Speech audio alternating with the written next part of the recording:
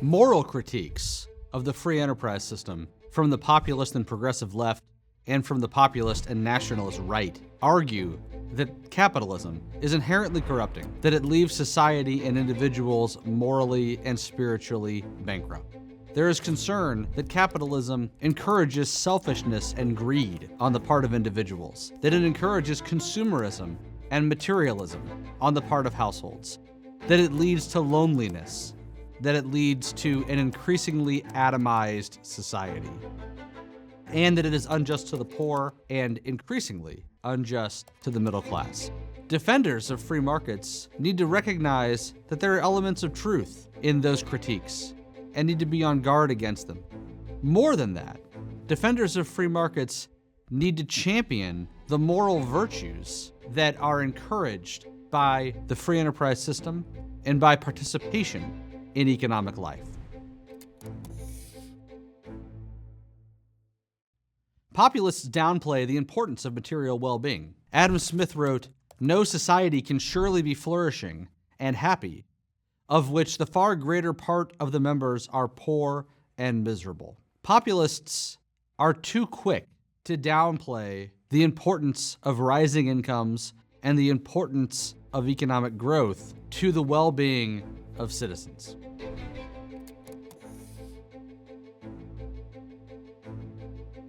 Moreover, the free enterprise system places great respect on individuals and on families. One of the growing problems in American life is that we see people increasingly less as individuals and more as members of a group. Capitalism does not do this. Instead, the free enterprise system ennobles and elevates individuals and families. The premise of free exchange is that we should respect the preferences, knowledge, and choices of individuals and families, and that we should not substitute your judgments about what is best for my family for my judgments. The inherent assumption in the free enterprise system is that society as a whole is well off, when individuals and families, in their capacities as individuals and families, are well off.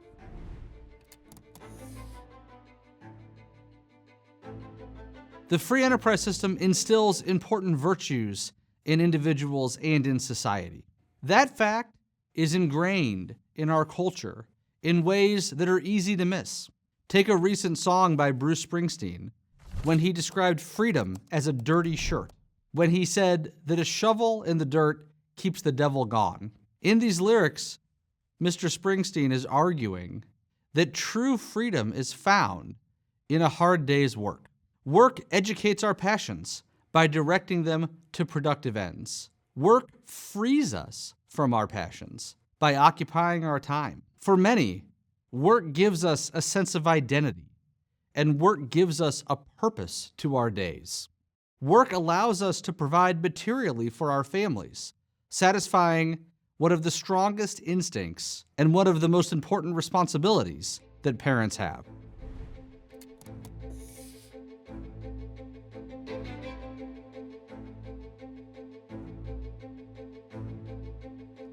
Work allows us to be creative and to own our own corner of the shop. Indeed, economists have long understood that one of the most important benefits that a market economy has over central planning is that it makes use of every worker's knowledge of his or her corner of the shop. The economist F.A. Hayek wrote that it is with respect to the knowledge of the particular circumstances of time and place that practically every individual has some advantage over all others, because he possesses unique information of which beneficial use can be made. Hayek is arguing that if you walk into any factory, if you walk into any store, if you walk into any office place, every single worker in there knows a little something about how to do a good job, about how to build a better widget, about how to improve upon a product or service that no other worker knows. And one of the reasons why markets are so effective at producing prosperity is because markets make use of all of that information in a way that a central planner never could. Properly understood, work is spiritual, and work is spiritual because work is creative. In expressing our creativity, we touch upon the divine. Pope John Paul II wrote, Man is in the image of God partly through the mandate received from his Creator to subdue, to dominate the earth. In carrying out this mandate, man, every human being, reflects the very action of the Creator of the universe.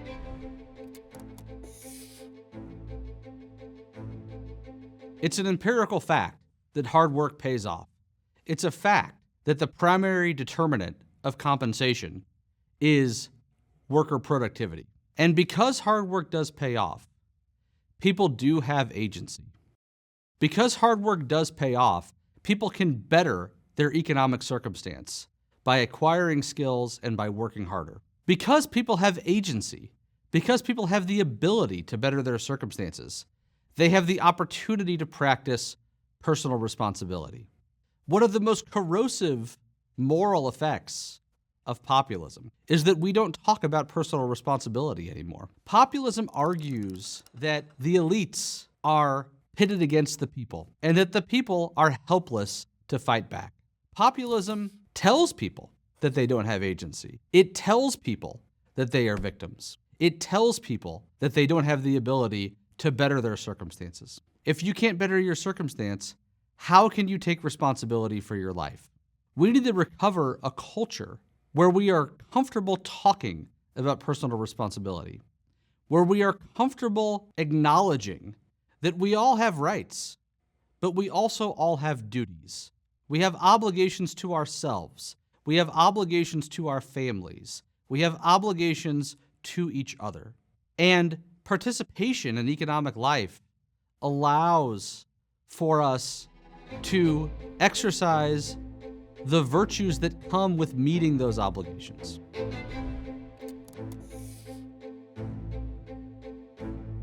Capitalism encourages middling virtues. In order to make a living in a capitalist economy over the long term, you have to be honest. Capitalism encourages people to be reliable and rewards reliability. Capitalism encourages risk-taking, ambition, and it encourages innovativeness. Because capitalism allows economies to grow, because capitalism rewards innovation, capitalism allows people to dream and it allows people to aspire. A society with economic growth and a society with economic liberty allows children to look up and say, what do I want to do with my life? I want to do that better. I want to invent something new. Capitalism allows people to dream of a better life and then to go out and achieve that. That is virtuous.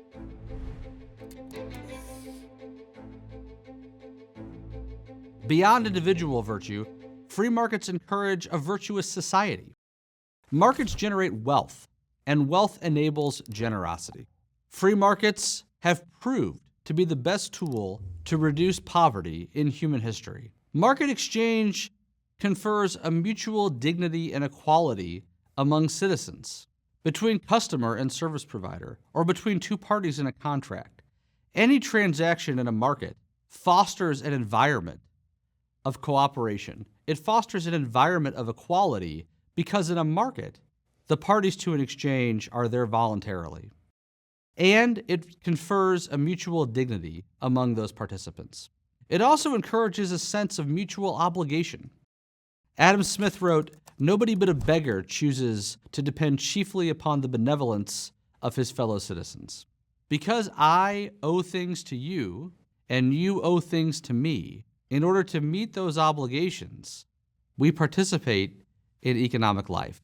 Or more precisely, participating in economic life allows us to meet our obligations to each other. Market exchange requires voluntary cooperation because exchanges and markets are voluntary. If you go through your day voluntarily cooperating with all the people you meet in economic life, then you become accustomed and accultured to cooperation.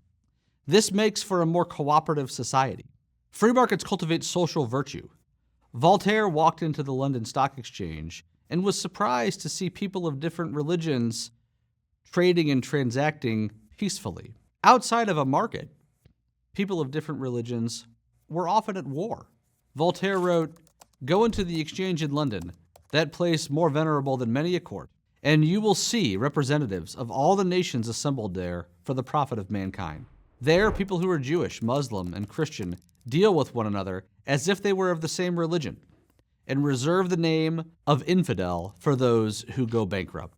Voltaire recognized that participation in economic life led to a tempering of religious division that had led to so much bloodshed in Europe over centuries. Economic growth encourages virtue. Without economic growth, for me to do better, you have to do worse. With economic growth, you can do better without requiring me to do worse. Economic growth fosters tolerance, and it fosters pluralism in society. It fosters fairness, and economic growth has been shown to drive pro-social economic policy and stronger safety nets. Growing wealth allows an increasing number of people to spend long periods of time in school with the moral formation and enlightenment that come from that. Economic dynamism creates the conditions for people to dream and for people to strive, for people to aspire, to reach their full potential, and to lead flourishing lives.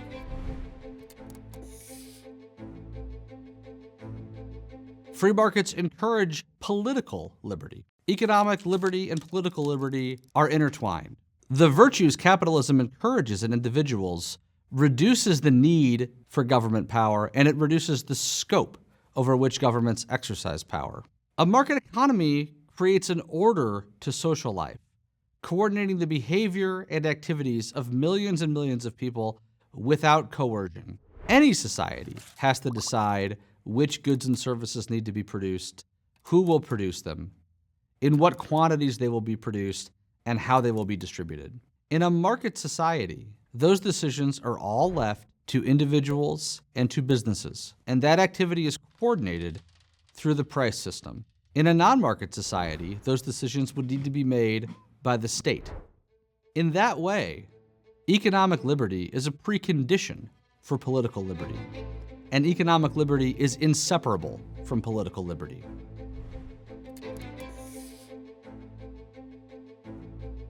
Because it pits the people against the elites, populism denies people agency. Populism casts aside the value of personal responsibility, and it indulges a narrative of victimhood and grievance. This narrative of grievance and victimhood manifests itself in specific diagnoses about what is wrong in America. For example, every billionaire is a policy mistake. Millions of workers work in dead-end jobs. The game is rigged against typical workers and households. Income is distributed rather than earned. Globalism, immigration, dynamism, Wall Street, and big business are bad for typical workers and households and for the country as a whole. Each of those diagnoses is wrong. Because those diagnoses are wrong, they lead to particular policy conclusions, each of which would set the country back, and each of which would threaten long-term prosperity.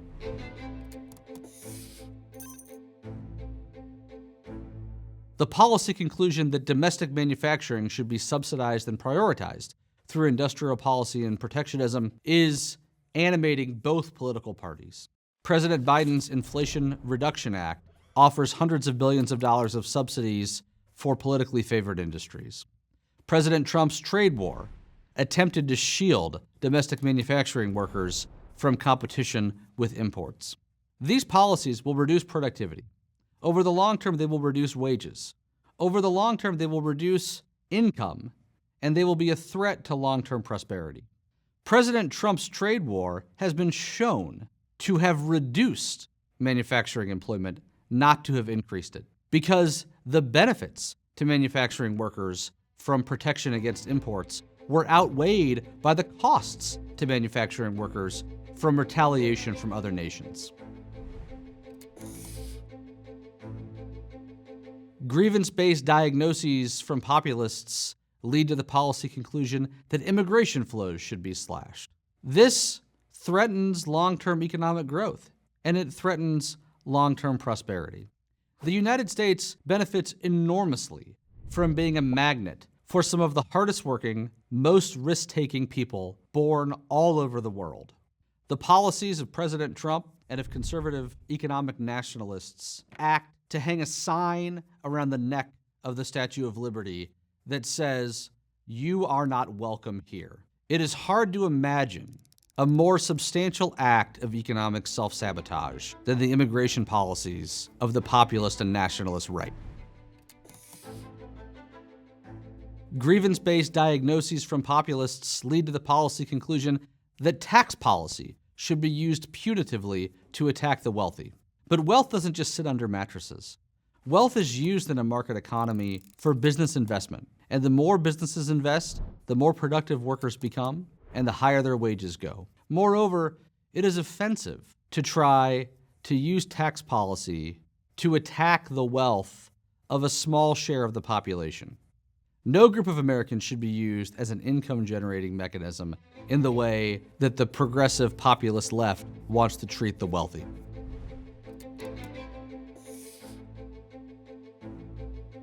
Grievance-based populism leads to the conclusion that the value of work is overstated, because after all, people are in jobs that are beneath their dignity. Therefore, according to the populists, we don't need a safety net for the truly needy. We need welfare for all. But all work has dignity. And it is incredibly condescending for politicians, for public intellectuals, and for opinion leaders to denigrate the jobs that millions of Americans hold as being somehow beneath them.